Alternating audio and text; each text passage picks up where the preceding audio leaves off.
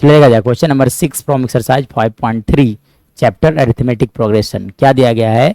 The first and the last term of an AP are 17 and 350। मतलब किसी AP का first term दिया गया है और दिया गया है आपका लास्ट टर्म। फर्स्ट टर्म दिया गया है 17 और लास्ट टर्म दिया गया है 350। दिस इज यही मेंशन किया गया इतना, ठीक है। If the common difference is 9, मतलब मैं अगर बात करूं इसे मैथमेटिकली लिखना चाहूं तो इस एपी का first term that is equal to how much 17 given here, ठीक है। उसके बाद देखो तो लास्ट टर्म को लिखा जाता है ए एन से।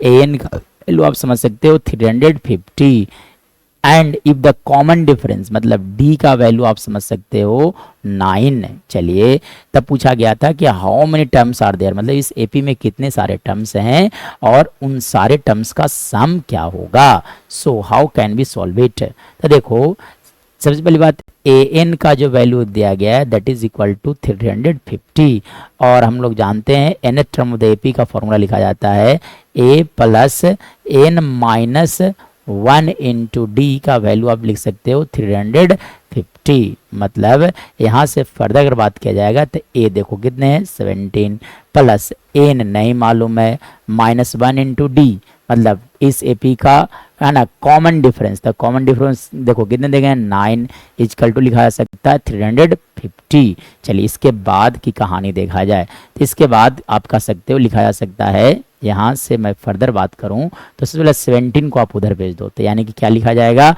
यहाँ से लिख सकते हो n minus 1 into 9 equal to 350 minus 17, यानी कि एन माइनस 1 इंटू 9 का वैल्यू ले सकते हो 350 में से आप 17 सब्ट्रैक्ट करोगे तो इसका वैल्यू आएगा 333 यानी कि एन माइनस 1 का वैल्यू ले सकते हो आप 333 डिवाइडेड बाई 9। देखो यहाँ से कैंसिल आउट हो गए यानी कि यहाँ बच गया 37, मतलब एन माइनस 1 का वैल्यू आ गया 37।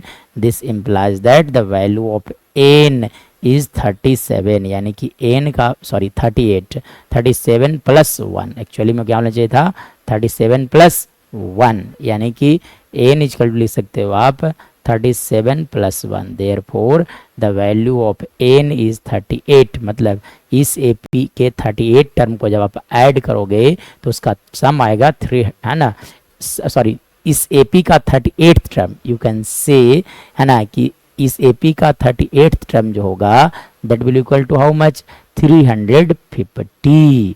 चलिए अब पूछा गया था कि उस एपी के, है ना, सारे टर्म्स का सम क्या होगा, व्हाट इज देयर सम।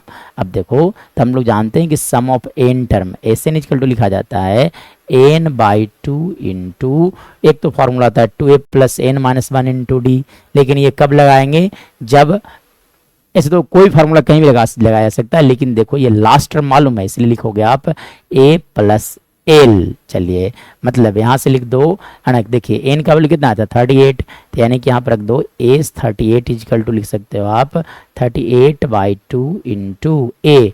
तो देखो इस एपी का first term that is 17 plus last term which is equal to 350, मतलब दोनों को कैंसिल करो तो इसका वैल्यू आ गया 19 इंटू 367। चलिए अब आप क्या करो कि 367 को मल्टीप्लाई कर लो 19 से, तो 19 into 7 that is equal to how much, है ना, लिखा जा सकता है 63 रिमाइंडर 6, है ना, कैरी 6, है ना, 9 इंटू 6 दैट इज 54 प्लस 6 60, फिर से रिमाइंडर 6, यानी कि, है ना, आप यानी कि यहाँ से लिख सकते हो आप 33।